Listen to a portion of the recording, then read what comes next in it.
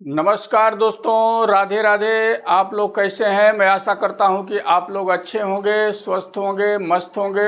हमारे YouTube channel पर फिर से आप सभी का स्वागत है। आज हम लोग समझेंगे,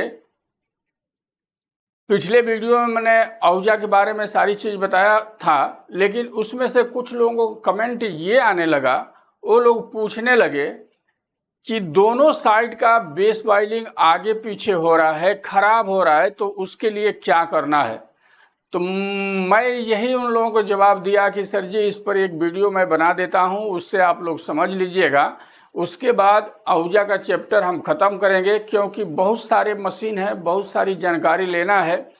फोनिक है, डायनाटेक है, PD5000 है, तरह तरह के एम्पलीफायर है, 901 है। हर एक मशीन के बारे में जानकारी दिया जाएगा, क्योंकि मैं जो फॉल्ट आप लोगों को बताता हूं वो सारे प्रैक्टिकल फॉल्ट है। आप वहां से जब ढूंढेंगे तो मिल जाएगा। तो आज हम लोग इस आहूजा का यहाँ तक की चैप्टर ख़त्म कर देते हैं। समझिए कि यहाँ से आप लोग आसानी से बना लेंगे ये सारी जानकारी यदि लेते हैं तो। इसके बाद उसमें कुछ फंसा नहीं रहेगा।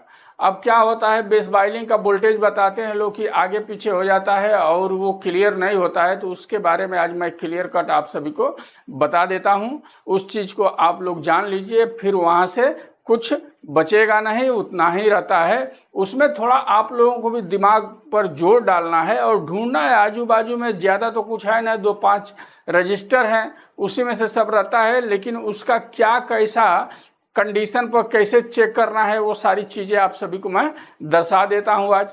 देखिए इसमें होता क्या है, एक डायग्राम मतलब आउटपुट ट्रांसफार्मर का आपको बना के दे देता हूँ, उससे आप लोग समझ लीजिए वहाँ से वोल्टेज कैसे जाता है, इस चीज़ को जान लीजिए।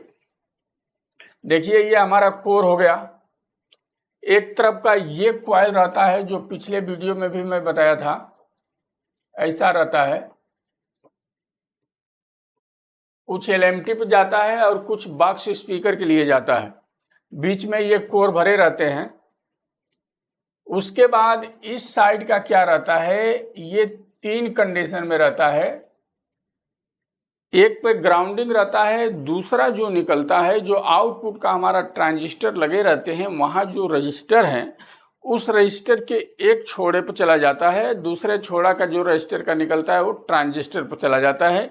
यही क्रिया हर एम्पलीफायर का रहता है। अब इसमें से क्या होता है, जो यहाँ से वोल्टेज निकल करके ये समझिए कि 5 वाट के रजिस्टर पर अपना गया, यही यहाँ से जितना ट्रांजिस्टर का रहेगा उतना रेजिस्टेंस लग जाएगा। मैं अगले वीडियो में भी बताया था।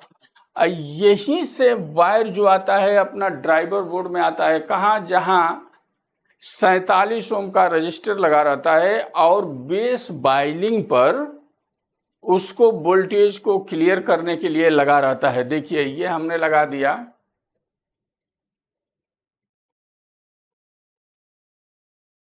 सैतालीस ओम का रेजिस्टेंस रहता है। आप लोग ध्यान से देख लीजिए, एक तरफ यहाँ से रहता है इसके ग्राउंड से, और दूसरा क्या रहता है, दूसरा सिरा जो ट्रांजिस्टर 4007 के बेस वायरिंग जो निकलता है इमीटर पर, वहाँ लगा रहता है। यही क्रिया रहता है।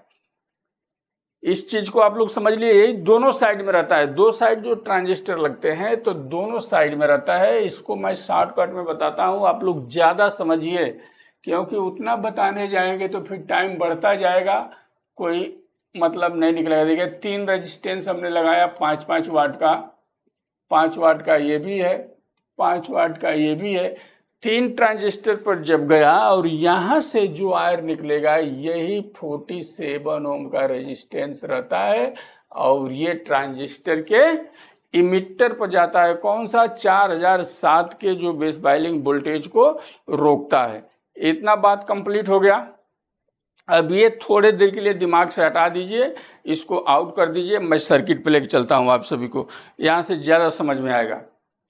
अब ये बात आप लोग क्लियर कट दिमाग में लिखिए। देखिए इसमें एक रेजिस्टेंस लगा है 33 ओम का, ये देख रहे हैं, फिर लगा है 56 ओम का, फिर लगा है ये 47 ओम का।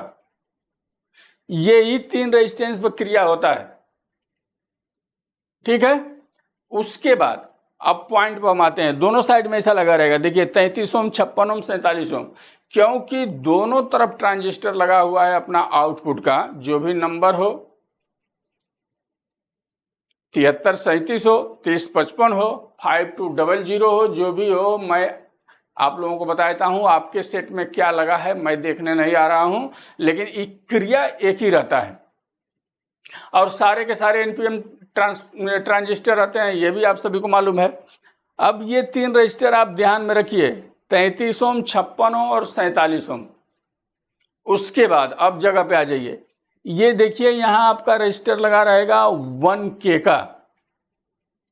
1K का 2 रजिस्टर रहता है 1 वाट में, 1 वाट में 2 रेजिस्टेंस लगा रहता है। ये फ्री सेट ये है ना, इसके पास में, वहां से दोनों रजिस्टर कैसे लगा रहता है उस चीज को मैं अब बताता हूं, तो आपको ज्यादा समझ में आएगा। उस चीज को पहले समझ लीजिए, फिर आगे बढ़ते हैं। देखिए ये बात हो गई, इसको मैं थोड़ी देर के लिए हटा देता हूं, फिर इसको समझेंगे। चलिए ये हट गया।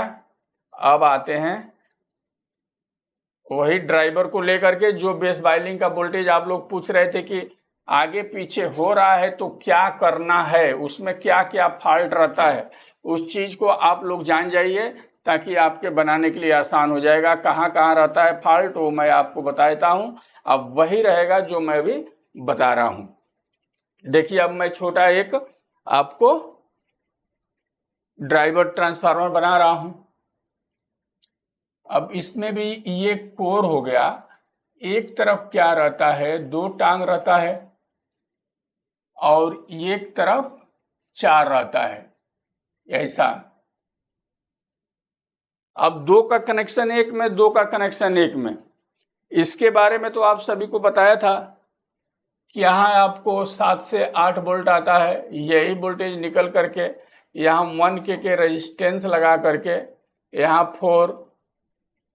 470 MFD का कंडेंसर लगा के इसको ग्राउंड कर दिया जाता है, यही बताया था ना।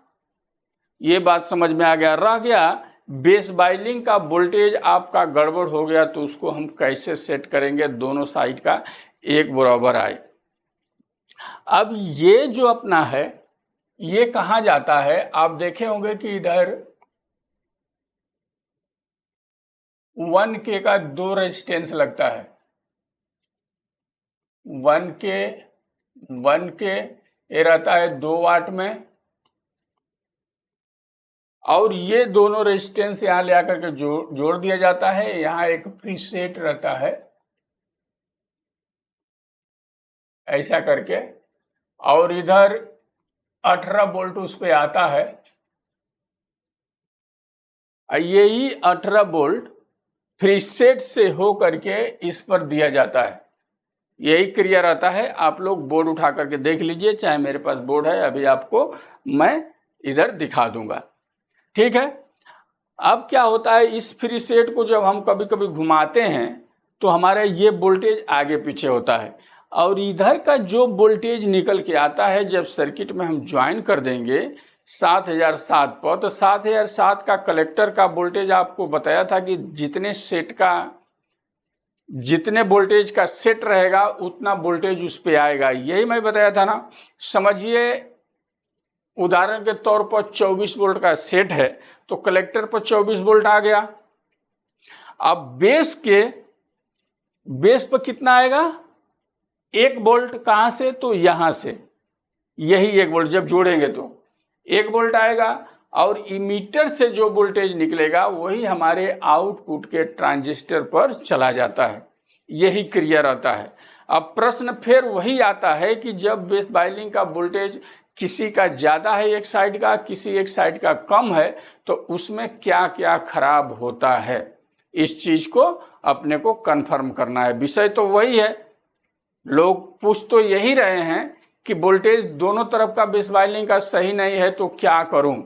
तो ये डायग्राम आप लोग यदि समझ गए तो आगे मैं बताता हूं। उस परिस्थिति में देखिए इस साइड का यदि वोल्टेज कम हो गया और इस साइड का ज्यादा है, तो उसमें रीजन 3-4 रहते हैं। उस रीजन को आप लोग एकदम ढंग से आज समझ लीजिए। पहला रीजन क्या रहता है, जो 4007 ट्रांजिस्टर लगा हुआ है, समझिए कि कोई एक ट्रांजिस्टर जल के आ गया, 2 उसमें रहता है, एक जल गया और एक सही है।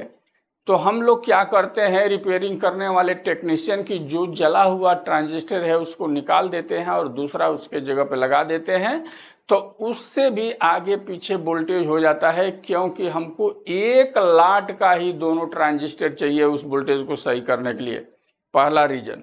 तो जब भी ऐसा कभी आपको प्रॉब्लम आए तो एक ट्रांजिस्टर खराब है तो साथ में दोनों ट्रांजिस्टर डाल दीजिए, और वो भी 1 लाट का डालिए, अलग अलग का मत डालिए। 1 लाट का डालेंगे तो सही रहेगा आपको नापने में, क्योंकि इसके बारे में आगे और भी कुछ दर्शाने वाला हूं। पहले यहां तक आप लोग क्लियर हो जाइए।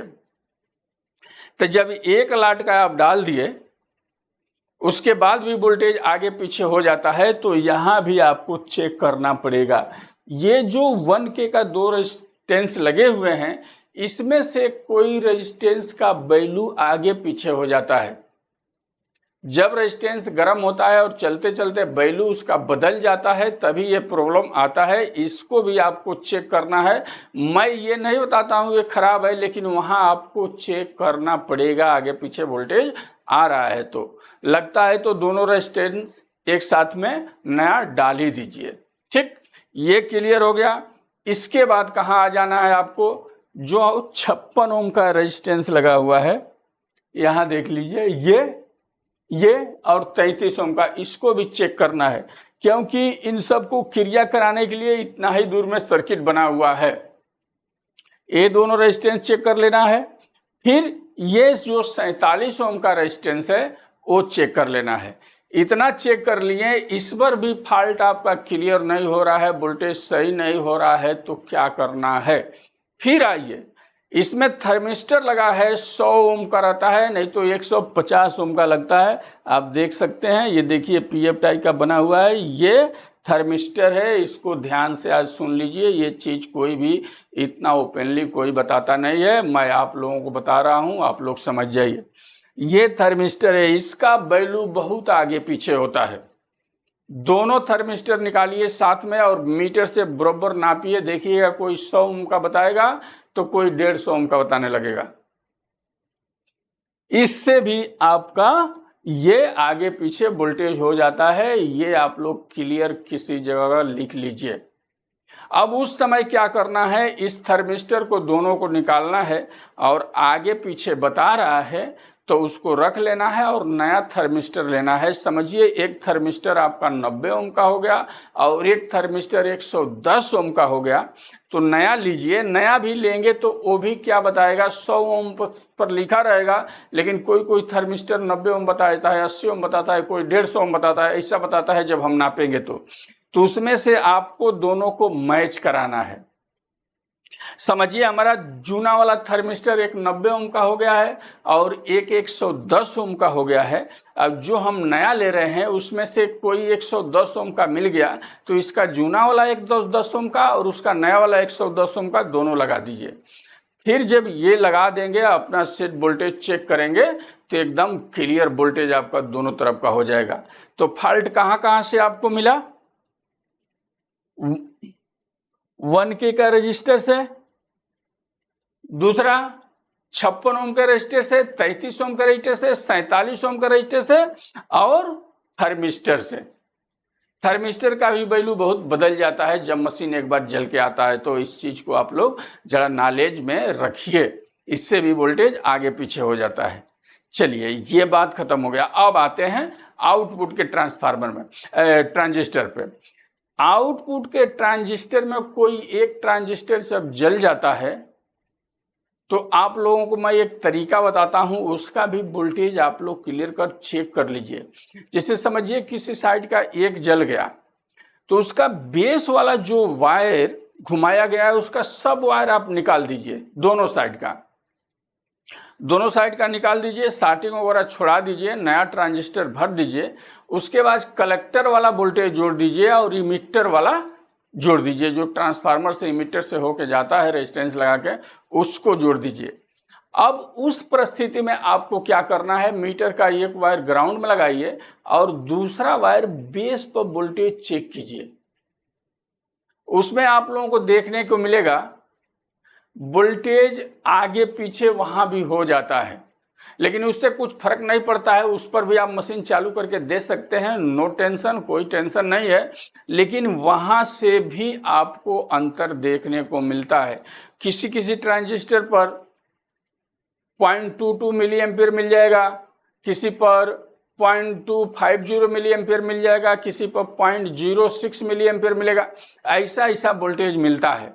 वो क्यों मिलता है? अलग अलग लाट के सारे ट्रांजिस्टर हो जाते हैं, इसके लिए मिलता है। कभी आपको फुर्सत मिले, रिपेयर कर रहे हैं तो इस चीज़ को, यदि चालू मशीन है तभी भी निकाल करके चेक कर लीजिएगा। बार बार रिपेयर हुआ रहेगा तो उसमें अलग अलग ट्रांजिस्टर लगे रहे तो वोल्टेज आपको मिलेगा। यदि आप परफेक्ट करना चाहते हैं तो सारे एक लेट का ट्रांजिस्टर डालिए, एकदम परफेक्ट वोल्टेज आएगा। लेकिन ऐसा कोई करता नहीं है, जो ट्रांजिस्टर उड़ जाता है उसी को वो लोग लगा करके दे देते हैं।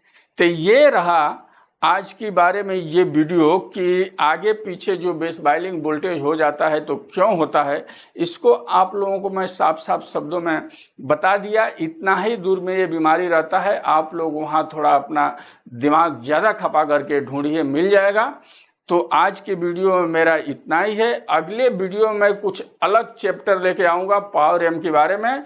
तो तब तक के लिए नमस्कार, धन्यवाद। आप लोग अपना ख्याल रखिए, स्वस्थ रहिए, मस्त रहिए। फिर अगले वीडियो में हम लोग मिलेंगे कुछ और लेकर के। तब तक के लिए नमस्कार।